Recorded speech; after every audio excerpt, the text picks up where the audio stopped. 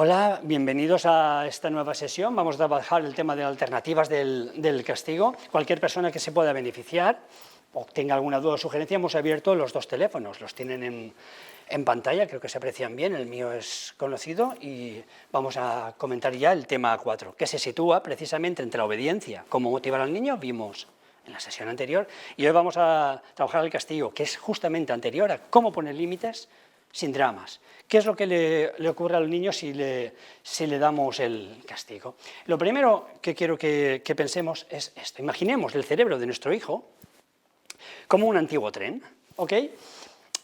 Con este tipo de locomotoras a vapor que funcionan con leña.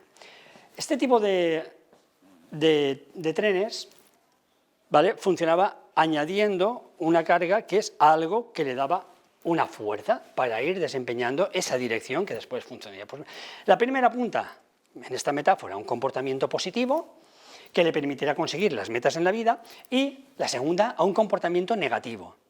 Los padres frecuentemente no lo sabemos, que va a provocarle pues, dificultades y sufrimientos. Efectivamente, quiero que os imaginéis que cada comentario, cada no comentario, cada ausencia de vuestra presencia o cada factor que pueda incidir van a ayudar en una o en otra dirección. En psicología, en mi profesión, no existe la neutralidad. O va a favor o va en contra, porque solamente tenemos dos trenes. Nada es inocuo, nada es neutro. ¿Va a afectar? Efectivamente. Muy bien. Entonces, ¿en cuál de las dos calderas, cualquiera de vosotros que habéis venido aquí, querríais meter la leña para que vuestro hijo funcionara de cara a futuro? Obviamente en la que alimenta la locomotora, que apunta a la satisfacción, al desarrollo pleno de las necesidades, que el niño o niña crezca después, no teniendo secuelas o dificultades como antes comentaba, o en el que lo hace hacia la insatisfacción. Con mucha frecuencia, esto me ocurre muchísimas veces, los padres frustrados, doloridos o que no saben ni qué les pasa, centran toda su atención solo en lo que hace mal el niño. Solo le dan atención, es decir, el refuerzo de que es malo. Antes alguien, yo llevo ya varios días comentando, si a mí me han dado solo atención negativa, mi cerebro está acostumbrado a solamente fijarse en lo negativo, porque repetimos patrones. Esos patrones es algo que se ha guardado en nuestro cerebro y que luego lo intenta repetir. Yo he encontrado a lo largo de mi vida laboral, llevo ya 31 años ahora mismo, personas que me han dicho, ¿cómo me veo yo ahora mismo, José Pedro, después de la escuela de padres, repitiendo lo mismo que yo he odiado toda la vida? Y no me doy cuenta. Esa es la esencia de mi profesión. Darse cuenta de que no tienes que repetir eso malo. Ok, y para eso son las clases, pero si no te han enseñado, nadie se puede sentir de una manera injustamente tratada a sí mismo. Porque nuestra autoestima y nuestra calma, y esos son los dos superpoderes, los que me habéis seguido en redes, lo he comentado más de una vez, nuestra, padres, autoestima, y nuestra calma son su autoestima y su calma. Y la calma hace que los niños no segreguen cierto tipo de cosas que son negativas para su cerebro. Entonces todos querremos, como estaba diciendo, esta otra locomotora que me permite que el dibujo. Okay. Si los castigos, fijaos, fueran eficaces, los niños a los que más se castiga serán pues, los que mejor se portan, ¿verdad que sí? ¿Esto es así? No. Luego el castigo, por de pronto, ya sabemos que es ineficaz. Pero además es que tiene efectos secundarios, es decir, es tóxico. Y un castigo frecuentemente no solamente va aparejado de una conducta de castigar al niño, sino que frecuentemente lo que hacemos es elevar el tono de voz y hacerle sentir mal, ¿sí? Con gritos y con muy mala situación. Vamos a ver los efectos secundarios. Los estudios, constantemente, he revisado, fijaos, con compañeros míos, tenemos un corpus de investigaciones que nos dicen que los castigos generan más malos comportamientos. Aquellos niños más regañados, más castigados, fijaos, luego tienen más propensión, más frecuencia de ser acosadores. ¿Cómo es posible? Sí, porque han interiorizado cierto tipo de conductas. Los niños, que además son más castigados, generan más trastornos internalizantes de ansiedad, porque se sienten inadecuados, frustrados, con déficits de personalidad en algún área, ¿vale? ¿Esto qué significa? Que, por ejemplo, el tiempo fuera hace sentir al niño fatal. Y tenemos otras alternativas porque nos hemos fijado solamente en lo malo. ¿Sabéis qué es el tiempo fuera? Poner al niño mirando a la pared, te lo vas a pensar 10 minutos. Ya tenemos datos de compañeros míos de la cátedra de personalidad y tratamiento, de la UMH, por ejemplo, o de otras, que nos dicen eso. Y yo he colaborado con ellos y hemos visto, pero ¿cómo es posible que se siga planteando esto tanto en colegios como en casa? También hemos visto que baja la autoestima. Si un niño es castigado, no tiene capacidad, por eso os hablaba de algunas áreas del cerebro, para ver qué es lo que ha hecho mal. Yo recuerdo, si me permitís, ejemplos con mi hijo, decirse a sí mismo enfadado en el aula, es que me ha dicho que soy malo. Todo lo que empieza por eres, forma parte de la propia identidad, ahora luego lo veremos, y afecta a la autoestima. Los castigos nos enseñan otras cosas negativas a los niños. Y por último, erosionan la relación entre padres e hijos. Creédmelo, porque el niño no tiene capacidad para entender por qué ha pasado eso y se genera una frustración. Como no hay entre medias una capacidad de análisis, lógicamente, visteis en el cerebro del niño, todo es emoción, que es mucho más rápida, son emociones mucho más calientes y más rápidas, va a afectar a su propio desarrollo. Bien, lo que hemos encontrado, esta es una diapositiva, simplemente, esto se pone hiperactivo y el niño no razona. Cuando le gritamos, ¿qué ocurre? Se activan 3 áreas que son muy importantes en el cerebro del niño. Permitidme porque lo he apuntado, mirad, esta es el área del miedo, esta es el área del razonamiento y estas dos son las áreas de la frustración, de sentirse incomprendido. Esto es un escáner de cómo esto se pone hipoactivo. Cuando nos pasa algo de adultos que no entendemos o que nos hemos sentido mal con algo que nos han hecho, lo vivimos como un dolor, como un trauma. Pero es que resulta que el niño, esto es un cerebro de adulto, ¿vale? Es que el niño, el trauma psicológico y el maltrato en adultos, ¿vale? Pero el abandono también hace el mismo efecto en niños. ¿Por qué? Porque esto todavía no está suficientemente maduro. Hay 3 áreas, por tanto, que hacen al niño que si gritamos o lo castigamos y no lo entiende, se activarán las 3 áreas cerebrales que intervienen, por ejemplo, luego en las rabietas. Luego estaremos asociando castigo con más rabietas.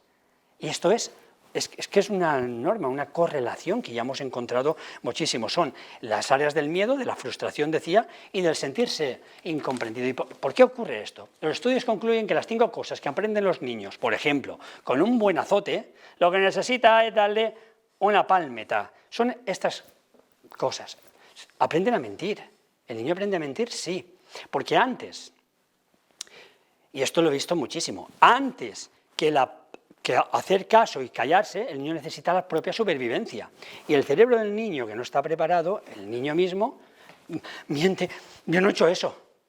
Acabas de hacerlo, lo habéis visto con niños pequeños que has hecho esto, has tirado el vaso o has hecho algo. No, porque su propio instinto está por encima, el instinto de aprendizaje, lo expliqué la semana pasada, está por encima de algunos peligros. Entonces, si al niño se le grita o sabe que va a ser castigado, aprende a mentir. Si con la mentira se ha salvado, estaremos asociando partes del cerebro que lo verán como fantástico. Aprenden a agredir a otros niños, porque ven una solución que se les ha enseñado. ¿Quién se lo ha enseñado? La figura de apego básica, sus padres frecuentemente. Aprenden que su casa no es un entorno seguro. Mi casa es mi cuerpo. Yo entiendo que mi cuerpo es un entorno seguro. Debo estar generando sustancias que me hacen sentir tranquilo y bien. Si algo me agrede, aunque yo no lo sepa, que me estoy sintiendo mal por eso que me ha agredido, mi cuerpo sí que se siente, ¿vale? Y ya no confía en esa seguridad. Tarda más. Tenemos muchos datos, pero no quiero ser incluso escabroso sobre el daño que eso genera. Por ejemplo, si es menor de 3 años, un zarandeo o una elevación de voz puede hacer que el niño no se sienta seguro después en su propio cuerpo. Es decir, generar cierta psicopatología de carácter gravedad que tiene más propensión de aparecer luego más tarde. Con esto no quiero decir que cuando le damos al niño una palmeta, vamos a generar inexorablemente un daño. Lo que quiero decir es que en aquellas situaciones en que es habitual generar esto, nunca se queda en este nivel, sino que va como una escalada. Y debemos aprender desde el minuto cero a no hacerlo. Muchos padres me dicen, me he pasado con mi hijo, se pone a llorar en la sesión, ¿qué puedo hacer? Y llegaremos a la diapositiva en la que vaya explicando cómo lo vamos a hacer. Bien, aprenden que hay que castigar al que se equivoca, es decir, le enseñamos competitividad y no cooperación. Curiosamente, y eso se asimila, el que se ha equivocado merece la reprimenda y la risa. Y esto provoca, y hay estudios muchísimos que ya lo comparten así, fomenta el narcisismo. Yo mejor que tú, ¡ja!, cuando le dicen a otro compañero. Hace unas semanas comentaba cómo en otras culturas, igual los Yanomami en Brasil, cuando a alguien le pasa algo, le ha pasado algo, toda la tribu va por él a ayudarle y le dicen la palabra shikona. Shikona es precisamente, shikona es la palabra, perdonad,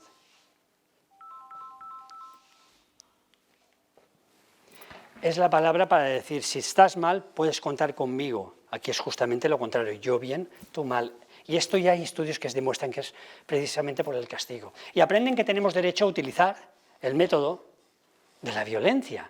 Y violentar no es solamente hacerle daño a alguien gratuitamente, físicamente. Violencia es, por ejemplo, invadir su espacio, hacer otro tipo de cosas. Ok, los castigos físicos, los que humillan, denigran, ridiculizan, amenazan, asustan, también son perjudiciales para su desarrollo. Estos son algunos. Repercusión negativa en desarrollo cerebral y emocional. Están asociados con problemas de salud mental en la edad adulta, un 70%. Más probabilidades de agredir a otros niños, de tener problemas de agresividad.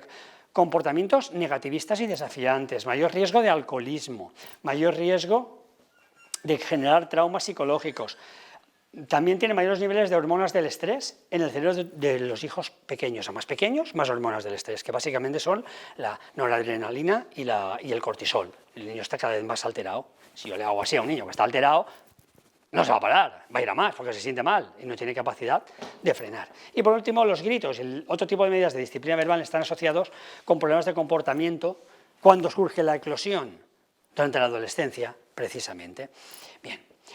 De hecho, la paradoja de todo esto es esta diapositiva que tenéis aquí, que es los niños que más amor necesitan son los que lo piden frecuentemente de maneras más poco amorosas. Es una paradoja. ¿Por qué? Porque nuestra calma es su calma y lo piden de esta. ¿Y cómo podemos corregir entonces las conductas negativas? Si os estoy diciendo que el castigo no es bueno, pues vamos a buscar alternativas y la mejor estrategia para motivar es fijarnos siempre en sus buenas conductas. Porque el cerebro no olvida, no desaprende, pero sí que aprende nuevas cosas que va haciendo que crezca la hierba en la de al lado. Vamos allá. Lo primero que tenemos que ver es cuáles son los estados emocionales de los padres que disparan los gritos o los castigos. Y los podemos sentir ahí. ¿El estrés físico lo genera? Si estamos cansados, ¿vale? El estrés emocional, sentirse mal en el trabajo, sentirse mal en cualquier historia, deprivación del sueño prolongada, ya os digo yo, que a los 3 días le pegas un grito al crío, porque te moleste el crío, no sabe nada, y lo que va a hacer es repercutir en su autoestima y en su desarrollo cerebral. ¿Seré yo el malo? Puedo comentar un montón de ejemplos de todo eso. Agotamiento emocional hace que cuanto más agotado, más descontrol de las emociones tenemos. Estrés sensorial. Perdón, es que ya no quiero... El Colegio Oficial de Psicólogos y de Neuropsicólogos hemos pedido, por favor, que nos incorporemos a la APA. La APA es la Asociación Pediátrica Americana, para que los niños no tengan antes de los 12 años ninguna pantalla, porque hace daño tanto en contenidos como en sueño, como en otras partes de conectividad cerebral. Pero es que los adultos en España pasan una media de 11 horas con las pantallas. Si yo estoy con el multitasking, todos lo hacemos, ahora mismo me acaban de llamar, yo voy a pedir a mis jefes que no me den más móviles, que yo quiero estar tranquilo con mis pacientes, pero eso no va a ser, porque todos tenemos la necesidad de estar conectados. Pero el cerebro, que es unívoco, estamos haciendo cosas, si nos saturan y tengo que estar haciendo varias cosas, ¿qué ocurre? que se dispara muy fácilmente nuestro nivel de malestar. ¿Con quién lo pagamos? ¿Lo pago con mi jefe o lo pago con el nene? ¿Cuál es la probabilidad de que eso ocurra? Y está saturando nuestro cerebro porque no podemos, ¿vale? De hecho, no tenemos tiempo ni de parar, respirar, hacer que se oxigene el cerebro y lo volcamos en el niño. Y por último, la soledad, la falta de apoyo, por ejemplo, de la pareja, el sentir, esas son tonterías, sí, yo me conozco el patio, ¿vale? Algunas cosas que hacen las consecuencias de todo esto no son solamente porque les castigamos o le gritamos, sino agresiones a nuestro hijo son pegarles, esa por supuesto.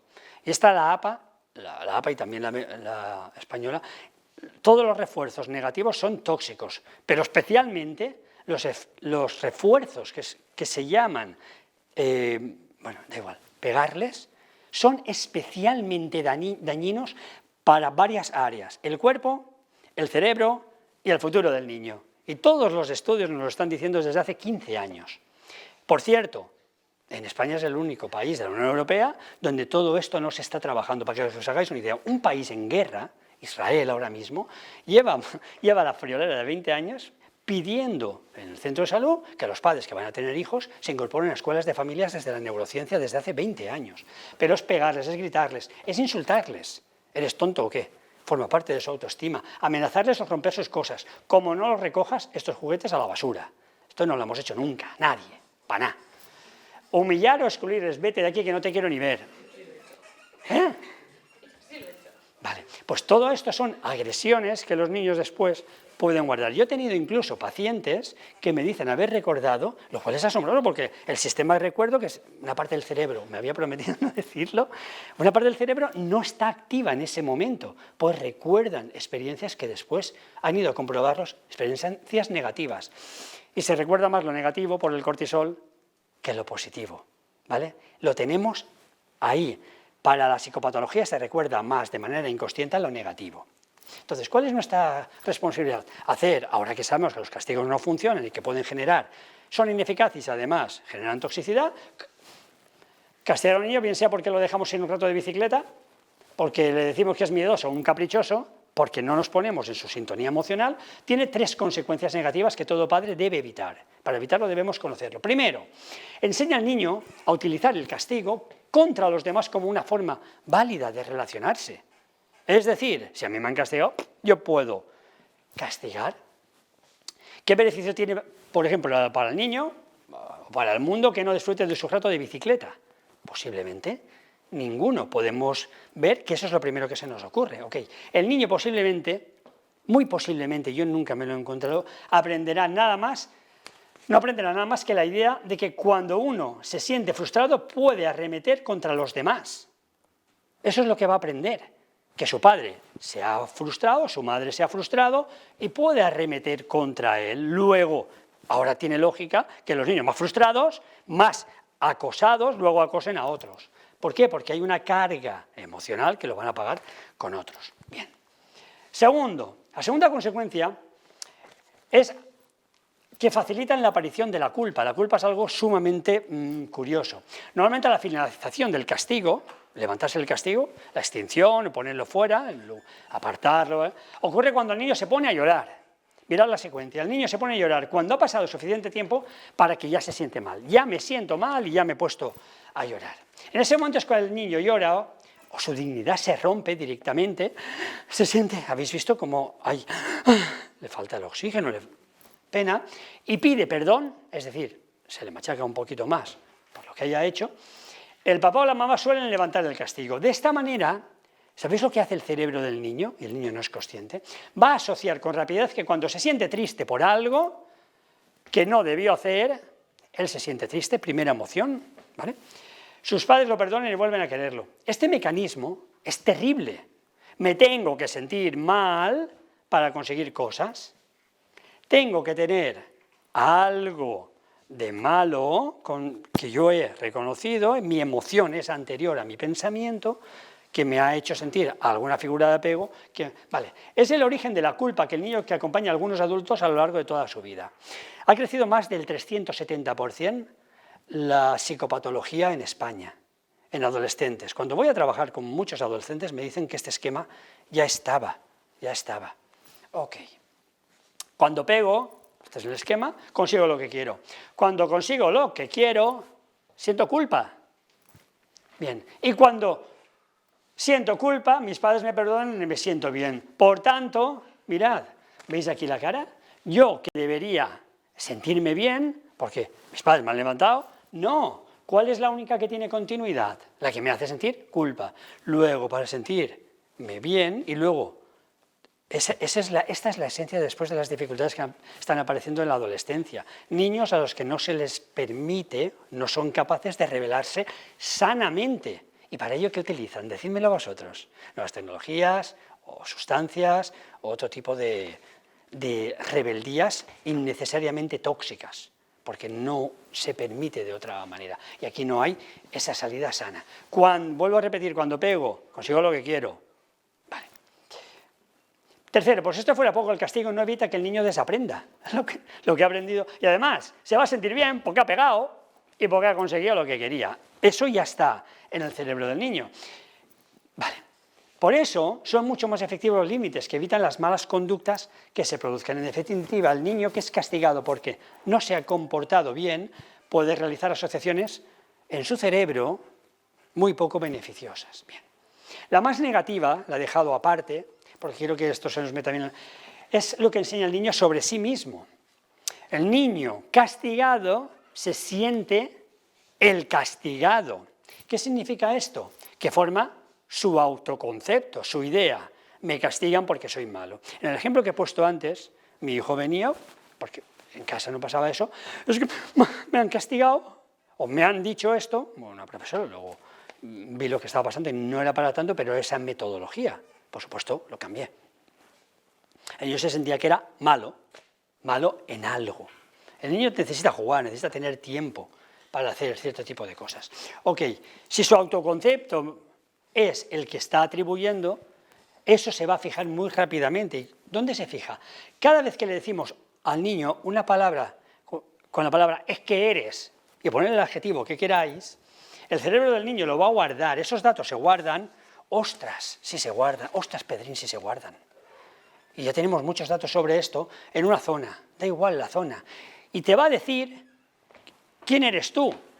¿Eres malo? ¿Eres un niño revoltoso? ¿Eres lo peor o eres lo mejor? Es que yo soy. Y fijaos cómo se guardan, y a más pequeño, más se hace sentir. Y no necesitamos que se nos diga, con una conducta que se le haga sentir así al niño, ya se le hace. Vale. El niño no puede decir, mis padres no me hacen caso porque yo soy malo, no. Tiene que seguir con la figura de apego. Por tanto, el malo no es el entorno, el malo soy yo, para poder seguir sobreviviendo. Y es un mecanismo automático, inconsciente si queréis. Bien. Vale. Si el niño sabe que un perro contento mueve la colita, decidirá tocar a un perro. ¿Por qué? Porque ha aprendido eso. Si sabe que en verano se toman helados, pedirá el helado a su mamá. Bien. De la misma manera, si el niño se reconoce a sí mismo valiente u obediente, actuará en consecuencia, porque es lo que nos va a marcar, el hipocampo nos va a marcar cuáles son las decisiones que hacemos. El niño que se sabe desobediente, caprichoso, egoísta, vago, no tendrá más remedio que actuar en la vida en relación a lo que cree saber de sí mismo. En este sentido hay pocas cosas que puedan hacer tanto daño al autoconcepto como las posibilidades de que un niño, como todos aquellos mensajes negativos acerca de sí mismo que quedan grabados en su memoria. Bien, este es el hipocampo, que es básicamente el almacenado desde antes de nacer de la memoria. Conocimientos del mundo. Esto almacena conocimientos del mundo y sobre sí mismo. Mi profesora se llama Sonia, en verano se toman helados, o en mi casa comemos primero la ensalada y luego lo otro. Y llevamos esos esquemas a todos los ámbitos de nuestra vida. Yo he visto personas que se toman, por ejemplo, la fruta al principio de la comida. Coincidí con algunos estudiantes en Valencia, se asombraban de que yo tomara la fruta al final. Cosas, ¿por qué? Porque eso es lo normal y vamos a compendiarlo todo, es decir, es el esquema de nuestra vida. He tenido personas que me han dicho, por ejemplo, que no le gusta a un profesor porque no levanta la voz, no se hace autorizar. Está acostumbrado a cierto tipo de situaciones. Bien.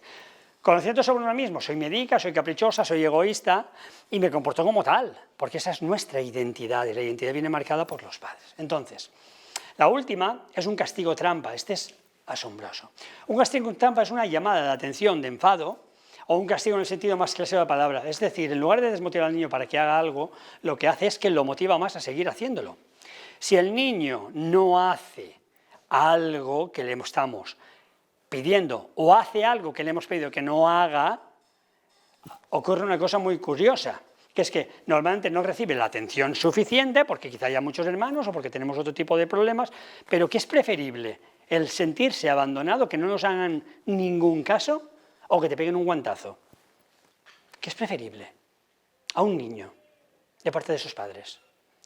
Y todas las investigaciones asombrosas, y estamos todos los especialistas en este campo asombrados, muchos niños llaman la atención de manera negativa para que los padres les hagan un mínimo de caso, para hacerles sentir. Entonces prefieren hacer cosas mal. Por ejemplo, Hugo puede aprender que cuando pega a su hermanito, su mamá lo regaña. Para un niño que se siente solo, ser regañado, sentirse solo en un niño es terrible, porque no tiene los mecanismos de entender qué ocurre. Ser regañado es mucho mejor que sentirse invisible y por lo tanto pegará a su hermano más veces. Es un mecanismo y todos lo podemos reconocer. Bien. En este caso, sus padres harían muy bien en adoptar una estrategia diferente. Por ejemplo, felicitar a Hugo, una estrategia, y empezamos con una estrategia, cuando esté un ratito sin pegar a su hermano. Pero ¿cómo voy a felicitar por no pegar? Fíjate en lo bueno.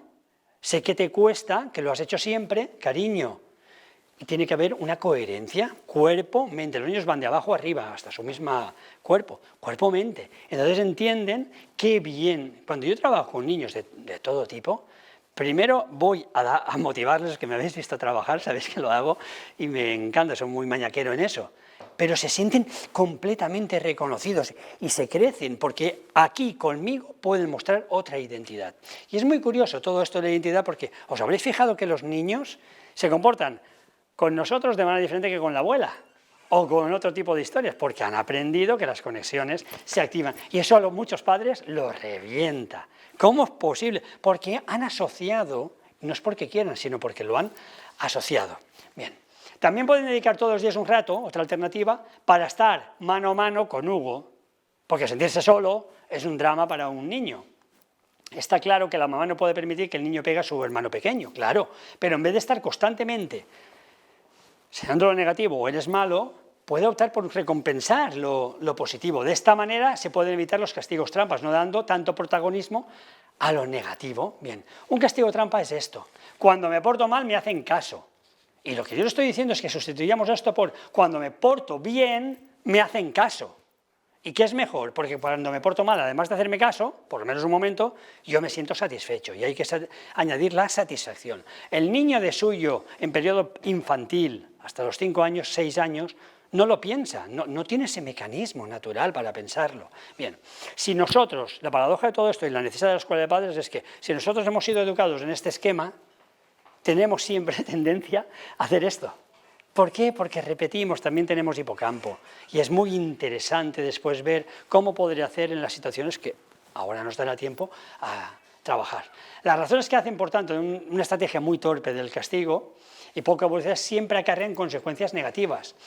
No quiero decir con ello que debamos poner que el niño aprenda que puede hacer lo que quiera, ni muchísimo menos. Posiblemente castigar a un niño que pega a otro sea mucho mejor que no hacer nada, pero entre la nada y hacerle sentir mal, pues hay alternativas.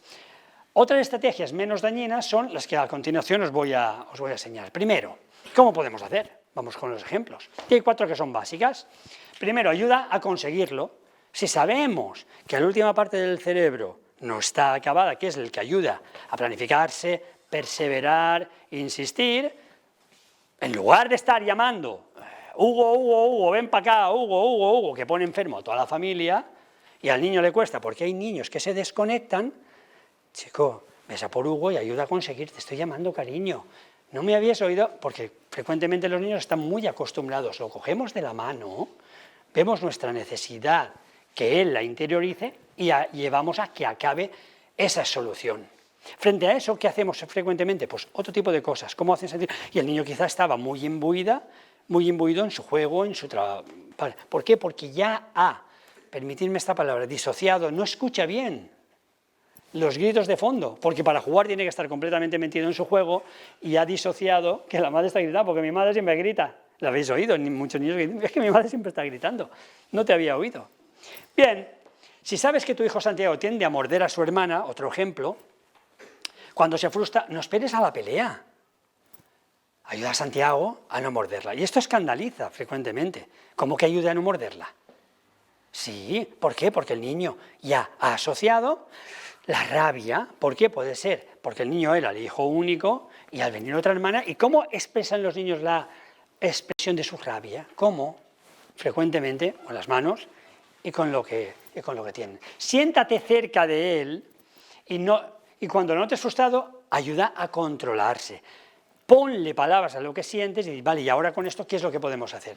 Si Esteban no acude cuando su padre lo llama, este puede quedarse quieto llamándolo y enfocándose cada vez más, enfurruñándose y gritando y le voy a matar, le voy a arrancar las frases que vienen al pensamiento, o bien puede optar por ir hasta donde está, tomándole de la mano con suavidad y llevarlo hasta donde le pidió que fuera. Con el primer método, la insatisfacción mutua estará asegurada. Habrá gritos y habrá castigos. Con un poco de ayuda, sin embargo, los dos se sentirán mejor y acabarán por estar en su lugar. El padre controlando la situación, dándole el modelo de lo que tiene que hacer, y el padre se ha controlado y le dará, que puedo estar con mi padre en un sitio seguro y mi padre ha venido y me ha dado ese ejemplo. Otra de las ventajas de ayudar al niño a no equivocarse es lo que se llama el aprendizaje sin errores. La primera vez que aprendemos algo es cuanto más se fija. Se calcula que la posibilidad de que algo se fije en esos primeros periodos está cerca del 70%. Cualquier persona aprende más rápido si lo hace bien a la primera. Entonces, aunque ya tengamos niños, aunque sean mayores, podemos cambiar esa estructura, pero haciendo algo de cambio, que los niños noten ese cambio notorio. Si ayudáis a vuestro hijo a hacer las cosas bien, cuando normalmente suele fracasar, solo estaréis ayudando a aprender más rápido. Segundo, establece consecuencias. En la vida real, por ejemplo, si voy a una entrevista de trabajo y no sé, no lo voy preparada o conducimos rápido o puedes poner cualquier ejemplo, eso va a tener consecuencias. Y si, por ejemplo, en positivo ponemos mucho esmero a la hora de cocinar algo, seguramente nos saldrá mejor que si estamos haciendo 1000 cosas o no le damos cierta importancia. Ok, cuando muchos padres piensan en consecuencias, inmediatamente, ¿en qué piensan? En castigo, pero es muy diferente. Una consecuencia jamás es un castigo. Una consecuencia es ayudar al niño a que haga A, B. Si no hago los deberes suspenderé y mañana estaré triste porque he suspendido. Que he dejado el vaso cuando mamá me ha pedido varias veces y se había caído. Bien, no ha anticipado, debemos llevarlo a que establezca anticipaciones, consecuencias. Por cierto, la mejor manera de trabajar con esto es hacer laberintos, porque implica, sin levantarlos, por eso lo sabéis algunos, que los niños tienen que planificarse. ¡Qué fácil! Y llegan fácilmente. Algunos se trastabillan y cruzan varias historias. Bien. La labor de los padres puede ser tan sencilla como mostrarle al niño las consecuencias de sus acciones. Pensa, ¿y ahora qué pasaría? ¿Y ahora qué va a pasar? ¿Qué crees tú? Bien. Imaginemos que en casa de Martín siempre hay discusiones y enfados, porque este deja todo el cuarto de los juguetes patas arriba. ¿Os habrá pasado cuántas veces? Sus padres pueden establecer la norma que no se puede sacar otro juguete hasta que no recoja el que Martín no está usando. Vale. No es que estamos castigando, no podemos decirle, tipo castigo, no te voy a dejar jugar hasta que no recojas. Eso es un castigo. Bien. Sus padres pueden estar en la norma de que no se puede sacar otro juguete, es diferente. Yo te dejo jugar con lo que hay, pero no te dejo jugar sacando más. ¿Por qué? Por varias razones. No me voy a extender, pero una de ellas es que el multitasking, es decir, la multiactividad, no es buena para los niños. Si están jugando con una cosa, ya tenemos bastantes estudios que dicen que el niño se dispersa demasiado y no es productivo en ninguno. Por tanto, el cerebro lo que está haciendo es no profundizar en el juego en ninguno. Luego se lo pueden trasladar en tareas. Cuando algo ya deja de gustarme, en los deberes, lo dejo de hacer, no persevero. Y hay autores que ya nos están indicando que hay efectos de todo esto. No lo castigaremos con la imposibilidad de jugar. El niño puede saltar a la pata coja, hacer la voltereta, imitar lo que quieras, pero mientras no recojas, tienes ahí tus juguetes. Bien, ahora os pondré un ejemplo que es... Esto lo comentó un compañero mío en en la universidad y me llamó la atención y le pedí permiso para compartirlo. Y os lo digo, mirad, en una familia se tiene la costumbre, con 2 o 3 hijos, de cuando acaba vamos a hacer el cuento, yo mismo lo he hecho. Uno de los hijos me decía que era muy lento a comer y se quedaba en ensoñaciones. Con 6 años se quedaban en ensoñaciones masticando mucho. Habéis visto situaciones que os desesperan porque no comen y porque se le hace la bola y porque al final dicen la madre que va. ¿Lo habéis visto? Bueno, vale. ¿Cuál es el refuerzo del niño? Oír el cuento. Daba igual porque después si sustituimos esa comida que hemos hecho para todos, pues si le damos después otra cosa, pues que como... Bien, aparte de es una falta de respeto, yo lo llevo eso a fuego, al esfuerzo y a la comida de la familia, también es como no compartir un espacio en el que tenemos tiempo. Y mi compañero, estamos hablando de esto, y decía que les dijo esta norma, esta consecuencia, voy a dar 45 minutos, es un tiempo prudencial, 45 minutos para que todos estemos juntos y podamos hablar. Bien. Y el primer día se fue, él solo, porque el resto no habían acabado de comer, porque se reían de uno del otro y tal, y se fue a la otra habitación. Y lo oían al padre, que se estaba contando el cuento para los niños imaginarios que no estaban. ¿Lo contó? Sí. ¿Sabéis qué pasó a partir del segundo día? Todos acabaron antes de los 30 minutos, porque era una situación muy dulce para los niños, leer cuentos y compartir. Ese es el refuerzo, lo habían perdido. Utilizar el refuerzo siempre, y con cuentos mucho mejor. Es un momento especialmente dulce de la familia, de padres o madres con sus hijos, para hacerles sentir bien. Se lo habían perdido, no sabéis cuánto palatalearon, no sabéis, es que papá no entiende nada, es que no hace y al día siguiente no se le hacía bola. ¿Cómo es posible? Porque somos animales de costumbres, repetimos. ¿Cómo es que al niño ya no se le hacía bola? Lo intentaron llevar al médico, y yo también le comenté esto, que no hacía falta. Bien. Tú también puedes fijar unas consecuencias naturales para aquellas tareas en que se atascan con más frecuencia. Lo normal es que el niño se adapte a las consecuencias, eso es lo inmediato, y es que es rapidísimo en los niños. Lo que es mucho más efectivo y conlleva menos culpa que un castigo. Tercero, cambia la perspectiva. Reforzar es mucho más efectivo que castigar. ¿Por qué? La siguiente estrategia es, yo considero la más útil. Para poder llevarla a cabo solamente necesitas cambiar tu propia perspectiva sobre el hecho de premiar y castigar. ¿Cómo se hace? Teresa suele chinchar a su hermana. Esto no existe en la realidad, esto es entre hermanos no se chinchan, y la madre está dejando las cosas y se tiene que ir y lleva que se le cae el pelo y dice, ¿qué me pasa? Es que son situaciones que me pasan constantemente por el estrés que llevamos. No sé si lo he dicho antes, creo que sí, 11 horas al día pasamos los españoles de media, más las mujeres, asombrosamente, en el multitasking de las pilulas de los smartphones, ¿vale? Y los adolescentes, terrible. En esta situación muchos padres establecerían una norma para frenarle los pies.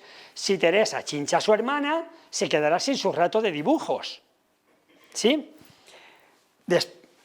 Después de merendar. Esto hasta cierto punto es una consecuencia justa a los ojos de un niño de esta edad. Bien. Sin embargo, esto es un castigo. Haber hecho algo mal va a llevar que no vayas a ver tus dibujos. ¿El niño se va a responsabilizar de eso? No, porque lo va a vivir. No me dejan ver los dibujos. Abuelita, mi papá es más tonto. ¿Cuántas veces? Y crece con esa historia. ¿Bien? ¿Cómo no dejas? Y bueno, el tema también de los límites con los abuelos. Okay. ¿Cómo no dejas al nene con el que viene cansado? ¿Por qué cansado ni qué? Déjame cambiar esto. Mirad, esta alternativa más eficaz que yo os propongo, si los padres de Teresa aplican esta norma, os va a cambiar muchísimo. Vamos a dar la vuelta a la tortilla para hacer prácticamente lo mismo. Pero con los niños, esta es la norma, que os la he subrayado, que se portan bien en la merienda, pueden ver dibujos. ¿En qué he cambiado? En el foco positivo. Si yo les digo a ustedes, no piensen en el color rojo, ¿en qué color piensan? ¿Cuál es el primer que viene? Bien, en los niños es mucho más rápido. Entonces, vamos a enseñar al niño para que tenga palabras para expresarse. Los niños que se portan bien, y luego definimos qué es portarse bien. Portarse bien es no pegar codazos, no chinchar, es decir, darle un tono positivo. ¿Por qué? Porque yo me voy a portar bien. ¿Bien? Si digo, los niños que se portan mal no van a tener dibujos, eso es un castigo. No tener dibujos es un castigo, lo entendemos ya, ¿verdad? Porque habrá algo que nosotros como padres pensamos que es una consecuencia, pero el niño ¿cómo lo vive? Como un castigo. ¿Y el castigo tiene consecuencias? Sí. Cambiar ese chip nos costaría tanto, nada. Muchos profesores, de primaria, de secundaria, frecuentemente me preguntan cómo cambiar el esquema. Bueno, tengo un amigo íntimo que es profesor, que simplemente cambia este esquema. Y digo, José Pedro, el cambio ha sido enorme. De esta manera la atención se enfoca en el buen comportamiento y el cumplimiento de la norma se asocia, y esto para mí es lo más importante, con un sentimiento de satisfacción conmigo mismo. Yo voy a hacer algo para conseguir ese beneficio y a mi padre le ha molado esto. Bien, es una idea sencilla, pero es poderosísima en la autoestima, en el autoconcepto y también en el cerebro del niño, aunque a veces hasta los padres más experimentados tendemos a olvidarla. ¿Por qué? Porque estamos cansados por todos los medios que nos ocurren en la vida. Intenta tenerla en cuenta, por favor, intentar tenerla en cuenta a la hora de cambiar de perspectiva. Y por tanto, cuando entréis en un contexto cualquiera en el que el castigo forma parte ya de nuestra rutina, que sepáis que llegamos al escalón número 10, 20 y no nos damos cuenta, coña, ¿cómo estoy haciendo yo?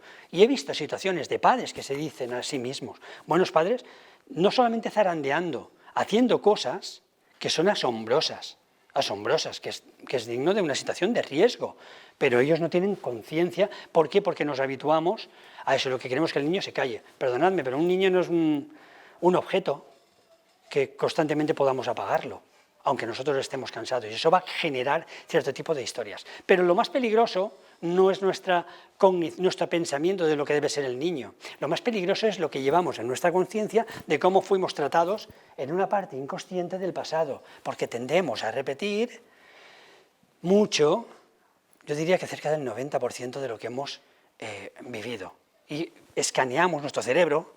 Nuestro cerebro es la maravilla del universo. Yo estoy enamorado de mi profesión, es la maravilla del universo. Pero tiene prototipos. Va a buscar cosas del pasado en el cual no se da cuenta. La cuarta acción es reparar. Un niño tenía la costumbre, me llegó, de coger cosas y se las llevaba en casa de los amiguitos. Y se los llevaba. La madre siempre iba a disculparlos que ha cogido esto y tal. Cuando yo supervisé el caso, le dije, no, que lo repare él. ¿Qué es reparar?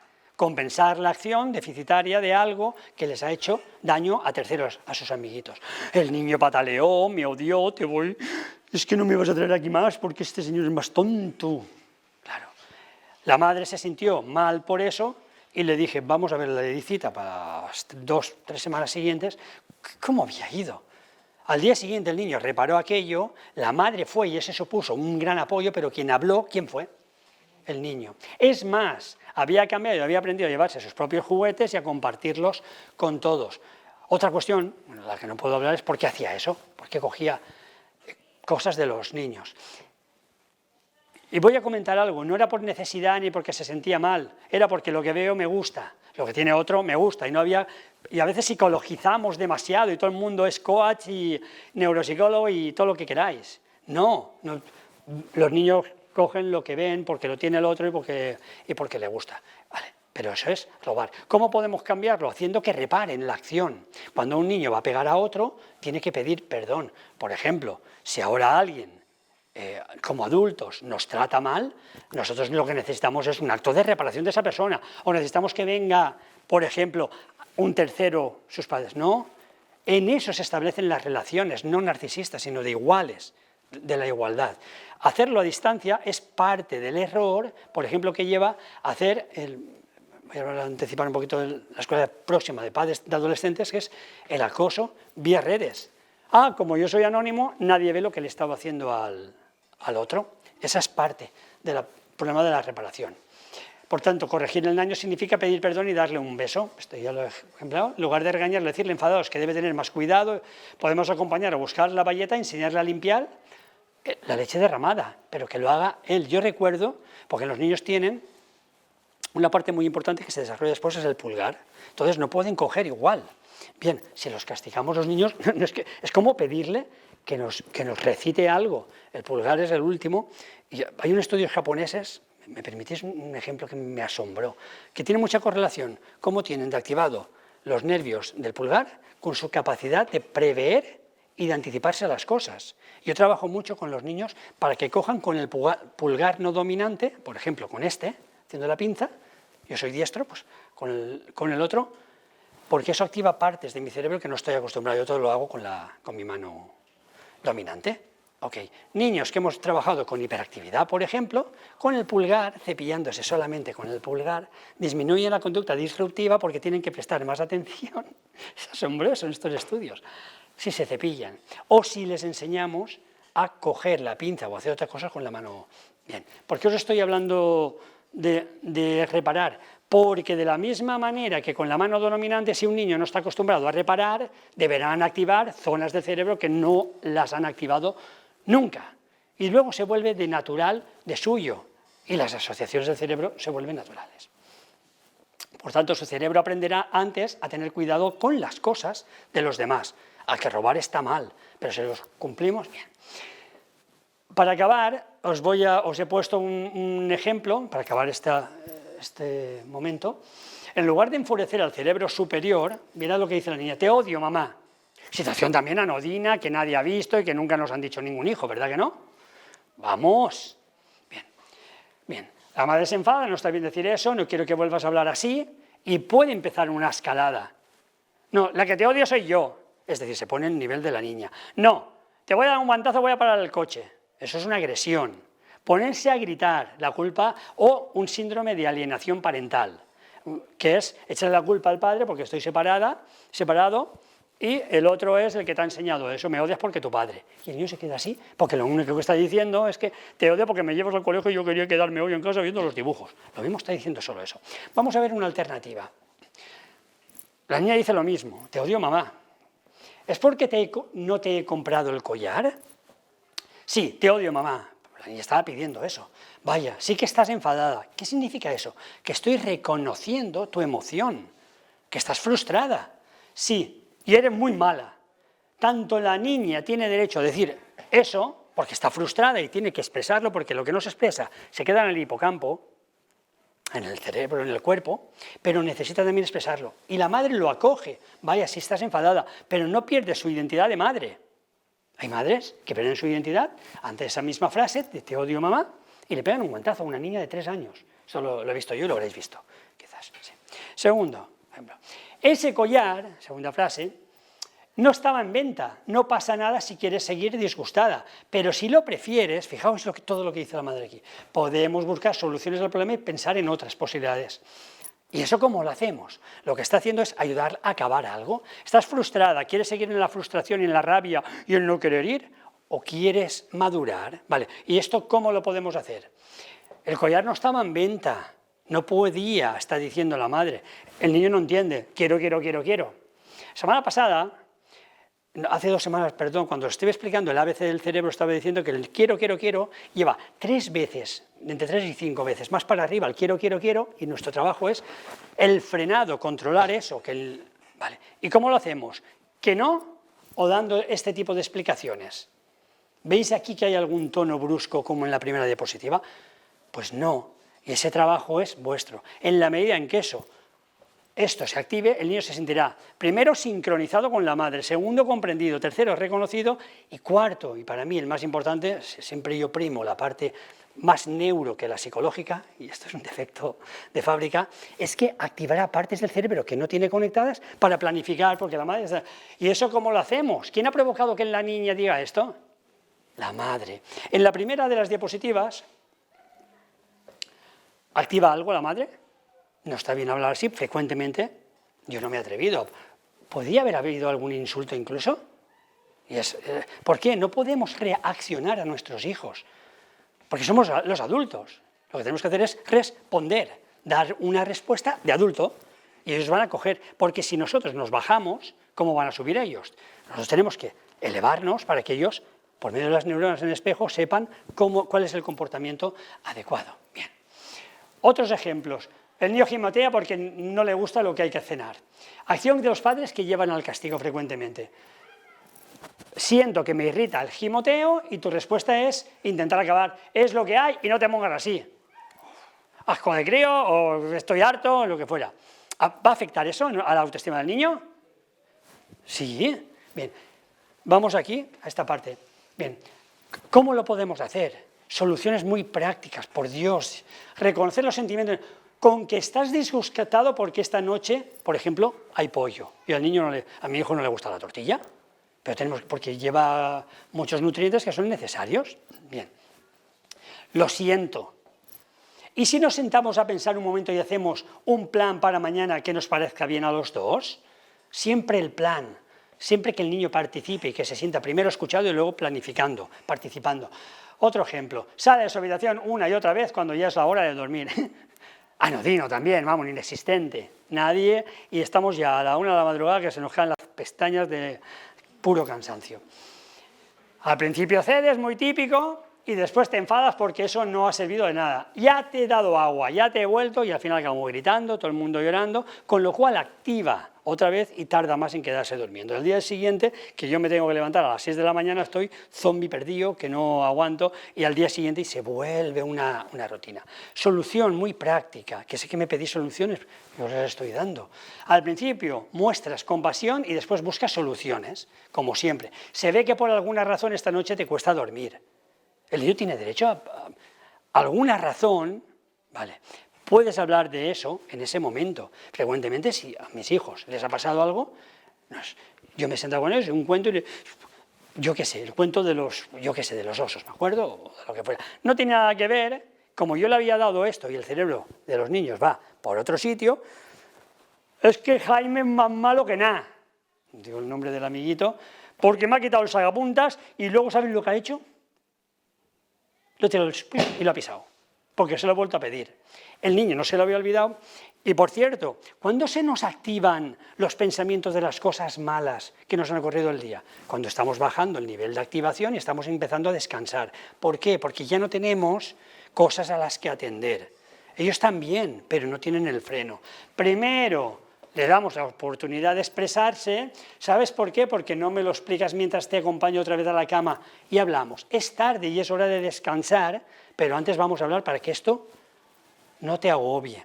Esto lo he hecho yo 1.000.000 de veces, porque todos los niños van cargándose a lo largo del día de situaciones que no les gustan. Y atención, a más empáticos, más se cargan de situaciones de otros niños. La empatía es la capacidad de ponerse, hay un tema sobre eso. Y les afecta más lo que les han hecho a otros. Por ejemplo, el ejemplo que he puesto, es que Jaime, de ese ejemplo que estoy diciendo, ¿te lo hizo solo a ti? No, ¿sabes qué hizo después?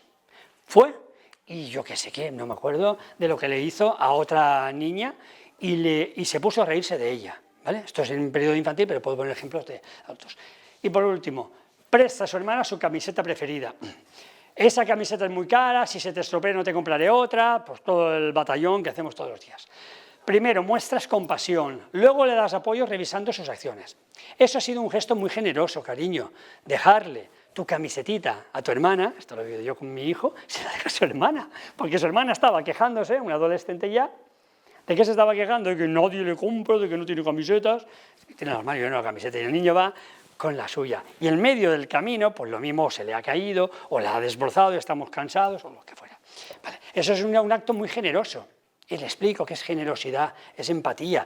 ¿Verdad que te duele ver a la tata que se enfada? Sí, sí, no quiero que lo haga. Lo has hecho muy feliz, la has hecho muy feliz. Pero ¿cómo crees que te sentirás si esa camisa que era, por ejemplo, recuerdo una que era para la primera comunión, que también, si se estropea, pues no lo había pensado, porque los niños, que son almas puras, benditos sean, lo primero que hacen es darlo. Y no piensan en las consecuencias. Quien tenemos que ayudarles a planificar y acabar la situación somos nosotros. Pero ¿sabéis cuál es la situación de todo esto?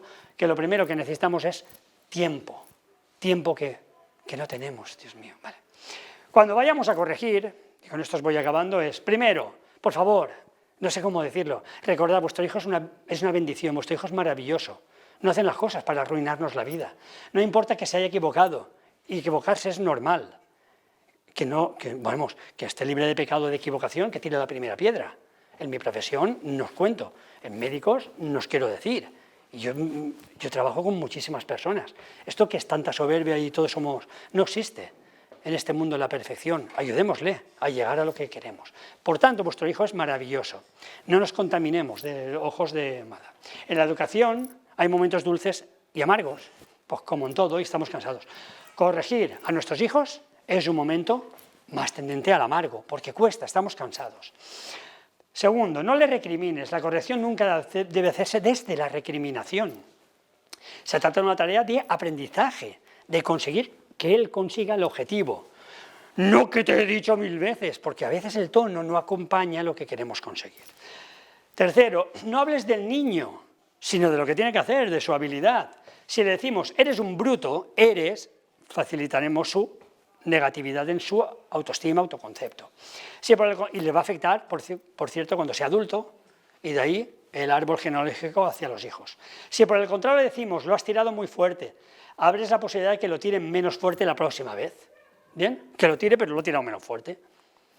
Vale. Sin embargo, es algo crucial que nos permite enseñarles cuáles son los límites. Bien. Ellos no saben. A ver, es que yo debería, en la escuela de padres, hacer que repitierais esto, y las personas que me ven también.